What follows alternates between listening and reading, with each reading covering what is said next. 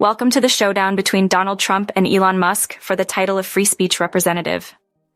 Donald Trump's Truth Social is challenging Elon Musk's stance as a free speech absolutist.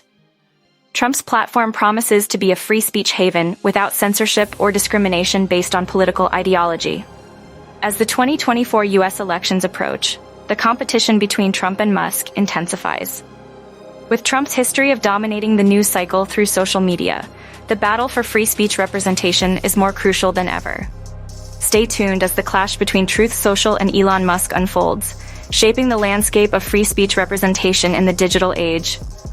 But hold on to your hats because Trump is facing stiff competition from none other than the man himself, Elon Musk. Musk, a self-proclaimed free speech absolutist, is giving Trump a run for his money. Exciting times ahead as the battle for free speech supremacy heats up between Trump and Musk.